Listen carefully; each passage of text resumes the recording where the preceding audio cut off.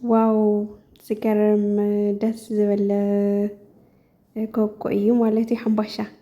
ጎጎ ይባላልና እና ደስ በሃሊ ሓምባሻ ጎጎ ብክልቲኡና ንብሎ። ሰላም ሰላም ኩራት ቤተሰብ ከመይ ኣለኹም? ደህና ዲኹም? ኣነ ሰላም እየ እግዚአብሔር ይመስገን። ከምቲ ሰላም ዘለኽዎ ድማ ንስኹምን በብዘለኽምዎ ሰላም ክትኾንለይ በዓልቲ ሙሉእ ተስፋ እየ ቤተሰበይ። እምበኣር ሎማዓንቲ ደሞ ሕፅር ዝበለ ቪድዮ ሒዘልኩም መፅእ ኣለኹ። ፍልይ ዝበለ ኢና ሎማዓንቲ ደሞ ብዛዕባ ፖለቲካ ይኾነ ወይ ብዛዕባ ገለገለ ይኾነ ብዛዕባ እንዳሌለ ይኾነ እና ሎማዓንቲ ከሪአኩም እየ መፅአ ከመይ ጌርካ ከም ዝስራሕ ማለት እዩ። እና ብተወሳኺ ደሞ ከምቲ ላርአኹኖ ባይዘወይ ኣብ እጃዛና እንትን ነይሩ ተሰይሩ ማለት እዩ። እዚ ረከበቶ ተሰይሩ ብዚ ኣውደ ዓመት ብዚአና ኣውዒልና የድንብል ብዚአና ውዒለና ማለት እዩ። ኣብ እጃዛና ሙስሊም ኣለዋና ኣምሓር ገለ እሞ ፈርሸን ገለ እየን ውዒለን ደስ ዝብል ያው ከምቲ ትርኢ ኣለኹ ብቻ ሓንቲ ረከቦት እያ ጎዲላተን እምበይ ኣጋጣሚ ቆልዓ ሰይሮ ዝረዝረ እና ብልለኻዮ እንታይ ኢለልት ሓንቲ መሃሪት ከኣት እዚ ዲ ክቐርፀ ኢለያ እማ ብልለካ እንትን እዩ ምንባር ኢላት ንማናማን ክላልኸዋና ያው ናብዚ ኣሰራርሓ ከብለኩም እየ ማለት ክረት ፒቲ መጀመርያ ሓምባሻ ከመይ ጌርካ ከም ዝስራሕ ኣጋጣሚ ብኩዕ እኳ የቀረፅኽወይ ግን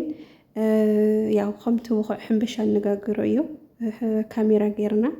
ንለውሶ ማለት እዩ። ኩራት ቤተሰበይ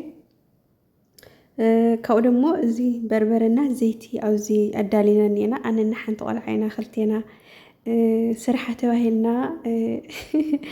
ላሰራሕናዮ ማለት እዩ። ባይዘወይ ደስ በሃሊ ሓምባሻ ይወፅእ ብጣዕሚ ደስ ይብል። በተለይ ተወልዖ ተለኻሲ ብጣዕሚ ጥዑም ምስ በርበረ ስላልኾነስ ያው ከም ትርኢ ኣለኹ ኣብዚ ብረድስቲ እዩ ዝስራሕ ማለት እዩ። መጀመርያ ብረድስቲ ነዳሊ ያው ንእሽተን ብታሕቲ ከይትሕዞ ወይ ዝተወሰነ ዘይቲ ወይ ከዓ ሕሩፅ ያው ሕሩፅ ይምረፅ እና ከምዚ ጌርክን እዚ ዓብዪ እዩ እንትን ስላልኾነ ልዒድ ስላልኾነ ኣዕብይ ኣቢላ እያ እንትን ጌራቱ ማለት እዩ። እዛ ምሳይ ነበረት እያ እና ከምዚ ጌርና ንሰርሕ ኣለና ማለት እዩ። ክረት ቤተሰበይ ብጣዕሚ ደስ ዝብል እዚ ትነኩዕ ተለና ከም ናይ ሕንበሻ ናይና ይኾነ ከዚ በተለይ ና እንደርታና ሕንበሻ ይፍለ እዩ እና እዚ ንእሽተን ኣለምልም ነብሎ ኢና ብደንቢ ኢና ከማ ትኩዕ ነብሎ ልወስ ነብሎ ማለት እዩ። ከምናታ ይስሙ ካብኡ እዚ ደሞ በርበረና ዘይቲ ማለት እዩ። እዚ ብሓደ ሓዊስናዮ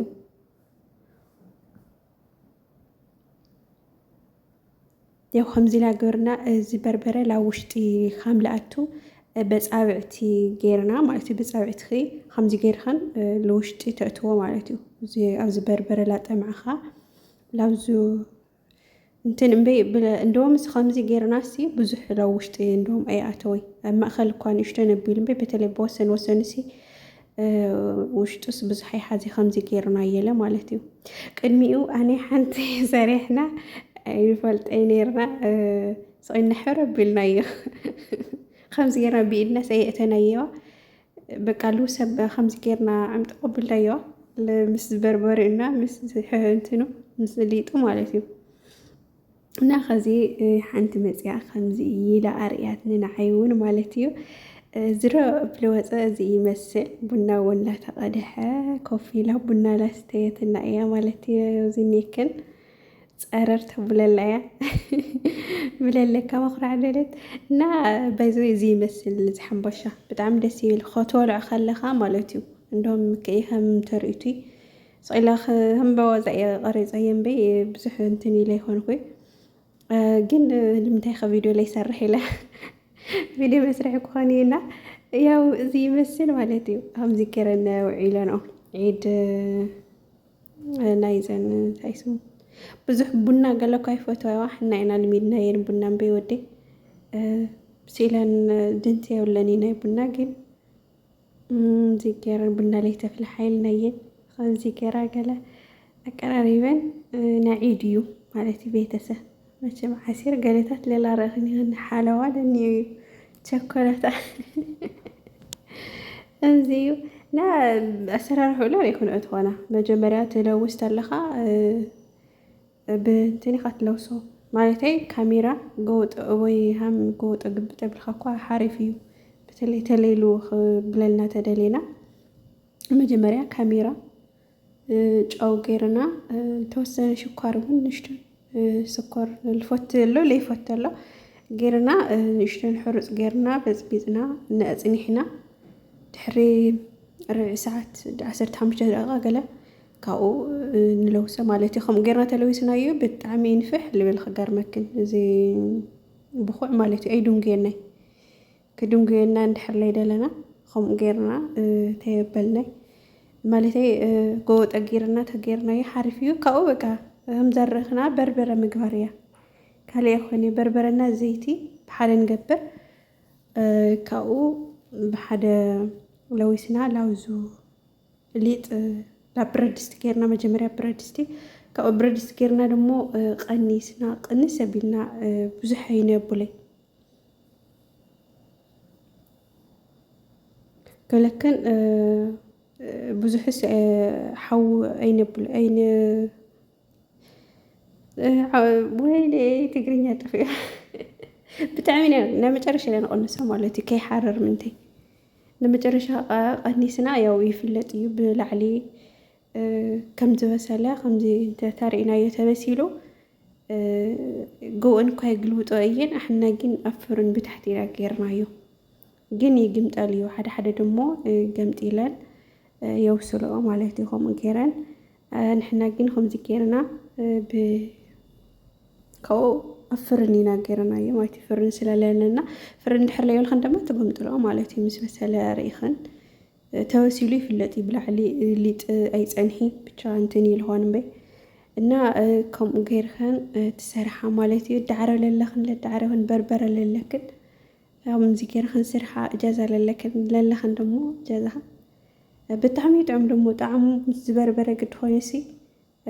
ብጣዕሚ ደስ ልብል ከምዚ ብዘይቲ እዩ ዝግበር ደሞ በርበሮ ብዘይቲ ምማይ ይኾነ ናይ ከይትገብራና ዘይቲ ገይርና ከምዚ ገይርናዮ ያው ባይዘወይ ደስ ልብላ እየን ዘን ቆልዑ እውን ብጣዕሚ ጨወታ ገለ እየን ኣምሓር እየን ግን ብጨወታ ገለ ከምዚ ላበልና ገለ ኢና ቢልና ማለት እዩ ኩራት ቤተሰበይ ብጣዕሚ ደስ ልብል ደስ ልብል ወደ ዓመት እየን ኣሕሊፍናዮ ምስአን ሕና እውን ኢድ ኢድ ኩሉ ግዜ እየ ንወፃ እና እዚ ይመስል ማለት ቤተሰብ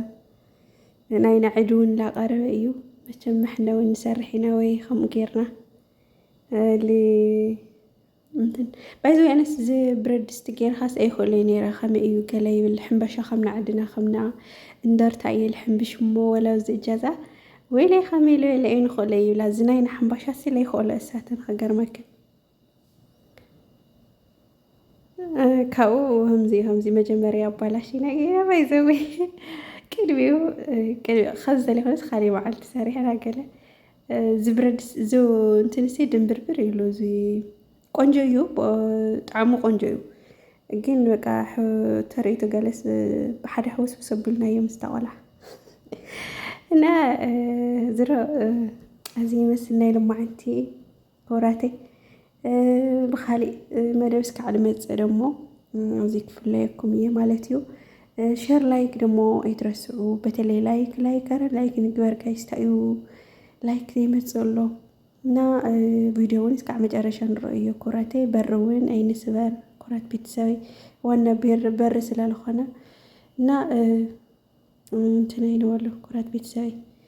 ብዝተረፈ ብካሊእ ቪድዮ እስካዕ መፀኩም ሰሰናይ ንዓኹም በብዘለኹምዎ ሰላም ኮነለይ